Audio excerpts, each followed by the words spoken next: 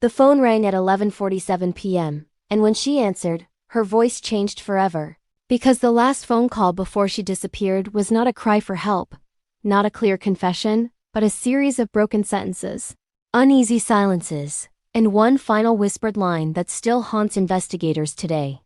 That recording, grainy and incomplete, would become the heart of a dark case files legend. A true crime mystery whispered about online forums and late-night documentaries, a chilling reminder that sometimes the most important evidence is also the most confusing. On the surface, Emily Carter was an ordinary 26-year-old woman living in a quiet suburban town in the northern part of the country. A place where streetlights hummed softly at night and neighbors waved politely, but rarely knew each other well. She worked as a scheduling assistant at a small private medical clinic, lived alone in a one-bedroom apartment, and spoke to her mother on the phone almost every evening. Friends described her as responsible, punctual, and cautious, not the type to vanish without warning. Her routine was predictable, almost comforting in its consistency, which is why the events of April 17th became so disturbing when she failed to show up for work the next morning.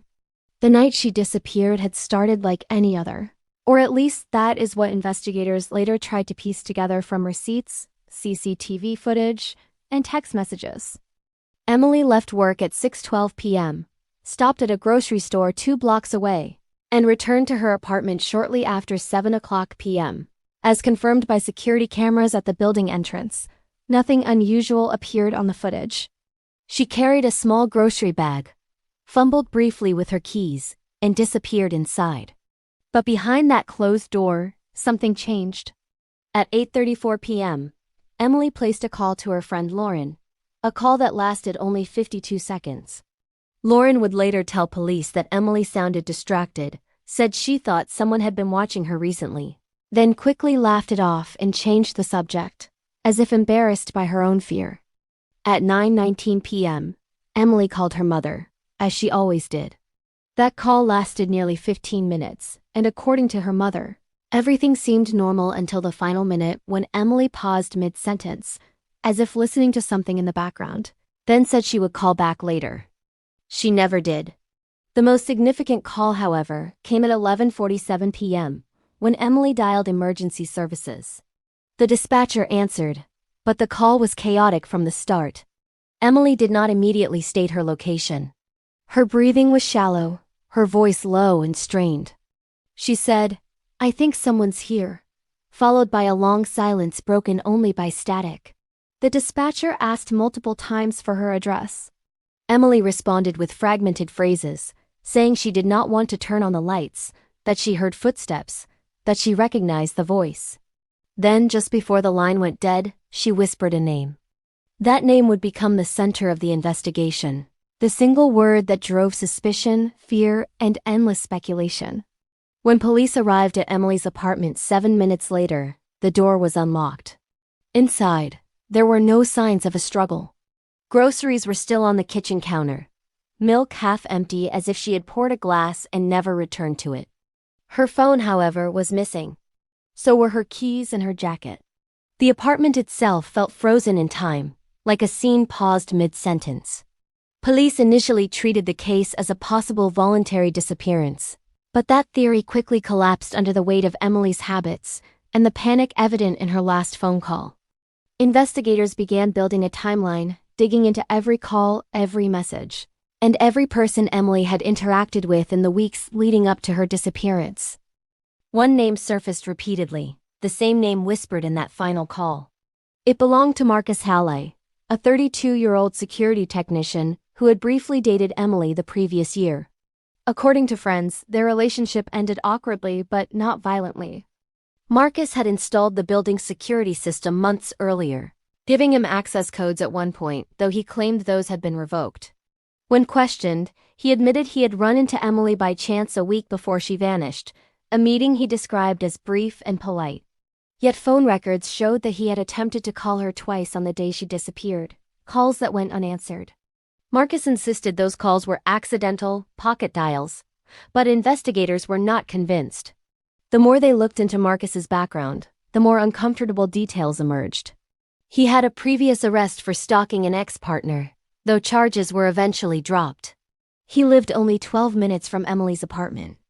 And when asked where he was on the night of April 17th, his answer was vague, claiming he was at home alone, watching television. Still, there was no physical evidence linking him directly to Emily's disappearance. And without her body or phone, the case stalled in frustrating loops. Meanwhile, the community reacted with growing unease. Candlelight vigils were held outside Emily's apartment building. True crime podcasts picked up the story, dissecting her final phone call frame by frame, analyzing the background noise, the tone of her voice, the possible meaning of that whispered name. Some claimed to hear a second voice on the recording, others insisted the footsteps were nothing more than interference. Each interpretation added another layer to the mystery, another question without an answer. Police expanded the investigation, interviewing coworkers, neighbors, even distant acquaintances. A neighbor on the third floor reported hearing a door slam around midnight, but could not say which apartment it came from. A ride-share driver claimed a woman resembling Emily got into his car near the building shortly after midnight, but surveillance footage never confirmed this. Weeks turned into months and pressure mounted on the investigators as public interest grew. One turning point came when a partial audio enhancement of the emergency call revealed something previously unnoticed: a faint metallic sound, repeated twice, that experts suggested could be the closing of a car trunk or the locking of a heavy door. This discovery shifted the focus outward beyond the apartment. Search teams combed nearby wooded areas, abandoned warehouses, and industrial zones, but nothing was found. Another shock came when police received an anonymous tip through a dark web forum linked to true crime discussions. The tip claimed Emily had learned something about Marcus's work that frightened her, something involving unauthorized access to security systems. Investigators looked into this claim but found no concrete proof. Still, it reinforced the unsettling idea that Emily may have recognized her intruder, not as a stranger but as someone she once trusted. As years passed, the case remained officially open but cold. Marcus was never charged. He moved to another state, changed jobs, and avoided media attention. Emily's family continued to push for answers, releasing statements every anniversary, begging anyone with information to come forward. The last phone call before she disappeared became both a symbol of hope and a source of torment, the closest anyone ever got to hearing the truth directly from Emily herself. In true crime circles, the case is often cited as an example of how technology can both help and hinder justice, preserving a moment in time but failing to explain it. Today, more than a decade later, questions still linger.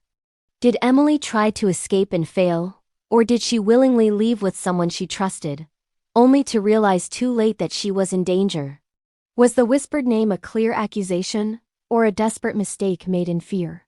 Could the missing phone still exist somewhere, holding messages or recordings that would finally reveal what happened in those final minutes?